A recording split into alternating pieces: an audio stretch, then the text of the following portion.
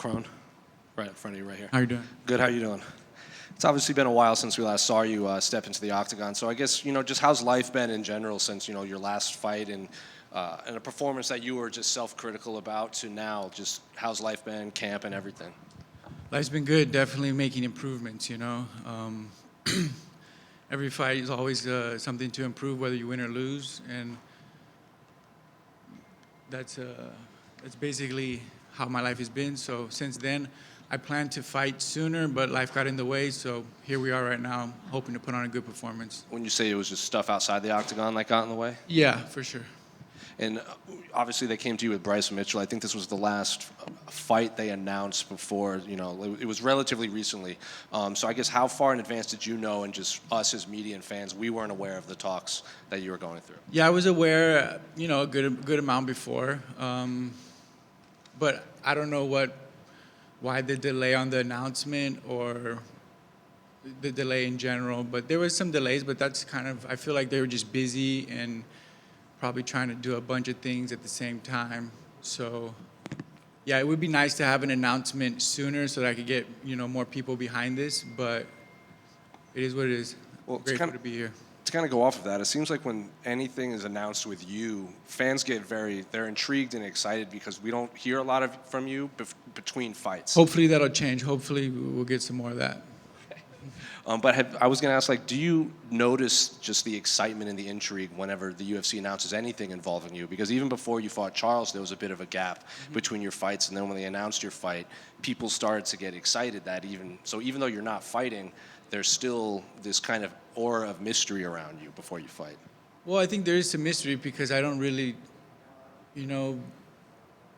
post every day and let everybody know what I'm doing because there's nothing really to say, I'm working on my life and doing things, and if I'm training, I'm focused on training. I'm not always trying to promote it, but I'm not against it too, if somebody wanted to promote it, then I would be open to that, but I think I just always have bigger priorities than to talk about what's going on, but we'll see in the future. And just last one for me. What do you make of Bryce as an opponent? Because obviously he has very high-level jiu-jitsu.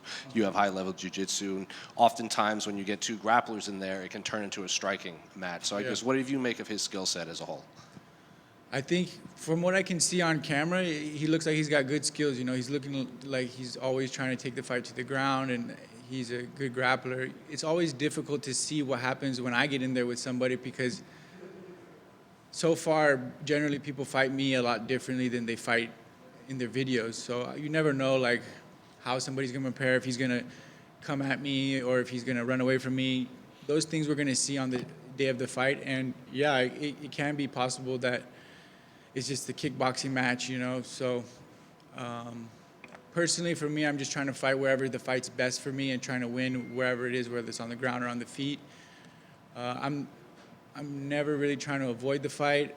The last performance with Jourdain was my worst performance ever because I tried to listen to the jiu-jitsu world and to a lot of people around me that were telling me to just focus on jiu-jitsu and don't punch. And I think that's obviously I made a quick understanding that was not the way to go. And all of my fights in Japan and before that, you have to mix it up a little bit. And I went into that fight with one bullet in my gun, and I still didn't get my ass whooped, still didn't get finished, and so yeah, I'm looking to make a good performance and fight the best way possible. Great. Based on what you said about Bryce Mitchell's skills, he's also known as a bit of a character in this sport. There's a time he held the Bible up in the cage and shouted freedom and stuff like that. When you see things like that, do you appreciate the quirkiness of his character, or does it not really enter your mind at all? I noticed Bryce a while ago when he got this good submission on somebody and the fact that he was pretty popular. So I knew that this fight could happen, and he's a grappler. So I always had my eye on being able to fight him at some point. And it is a big name, I'm a big name, whether I'm in the rankings or not, and he's a big name, and he is in the rankings. Whether he was in the rankings or not, it'd still be a big fight. And I think since I've been in my fighting, I've already had a whole career in jiu-jitsu. I don't need to fight people who no one knows. I don't need to fight people who no one cares about. So my third fight, I already fought a guy with over 50, 60 fights. My fourth fight, I fought a guy who was, top 10 for years. And I've only been fighting guys that are really good because that's what matters to me. I don't need to fight guys that are no one knows about and no one cares about. So my point is to fight the best guys I can fight and that are available that they'll give me, So when they gave me him, I was like, didn't even have to really think about it. This is a great fight. It's a tough fight, and I'd like to show my skills. It's a different kind of fight because he's a grappler, so we'll see what happens. And Kron, right here, going off of that, I think when this was announced, people were very excited because you were facing a grappler, and we could see two guys that are, in the fans' minds, kind of in the same bucket, go at it in a way that they showcase their best skills. But for you, would you prefer to fight somebody that you know going in there, like a kickboxer or something? Oh, I can take him down. I have that in my back pocket. Or do you like fighting somebody that has a similar style to you? I don't really care. I'm going to have to fight everybody at some point. So the biggest fight at the moment is kind of what I'm looking at, whether it was a striker or a grappler. Just trying to check all these boxes off. And you said that your activity is going to change soon, that fans should expect to see you more. How many times a year, ideally, would you like to get in there? I'd like to fight it as long as healthy, if I'm healthy, as much as possible. Thanks. Yeah. Kron, you mentioned your love for surfing. How does this passion help you maintain like a balance in your career? And do you ever incorporate the mental lessons from surfing into MMA? Surfing, I haven't surfed in a while, to be honest. I like to go into the ocean, but I've been in Montana for the last few years.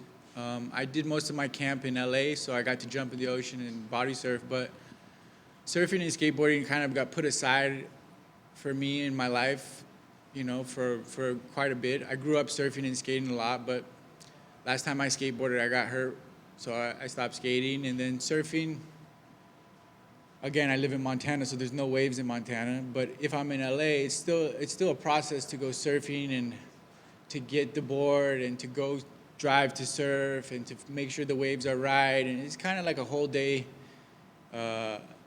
thing. So unless I'm like on the beach already with the board ready to go, I'm not really taking time away from training or from what I'm doing for fighting right now. I got you. And one more from me. Obviously, your family legacy is huge. I'm wondering, is there one piece of advice or philosophy you've learned from your ancestors? I think everything my foundation for my life is coming from my dad for sure, and whatever he learned from his family and from his dad. So yeah, I mean the foundation of my jiu-jitsu and my spirit and my competitiveness and the foundation of my life comes from my dad. At some point I kind of do things my way, but my foundation is coming from my dad for sure. Right here. Kron, right here. Yeah. So around the COVID time, you moved to Montana and opened your own gym. I just wanted to ask, how's that been going, and how's that been? Yeah, that got shut down.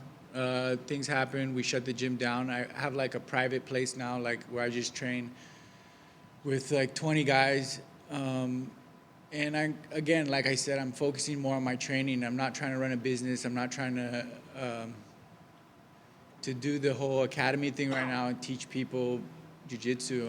I've done that my whole life, and I'm really trying to take advantage of my career and my fighting. So everything is going to be kind of around me training for fights, and I think that's where I need to be right now, and that's where most fighters are anyways. How many guys are out there trying to run a gym and trying to teach classes, and it's kind of ridiculous for me to try to split my time up that much and give a lot of my energy to people who I don't need to. I need to give my energy to my training, to my fighting, and to the people around me who are helping me do that. And closing my gym definitely made that all possible.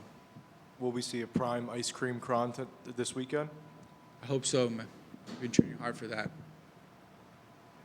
Yeah, thank you.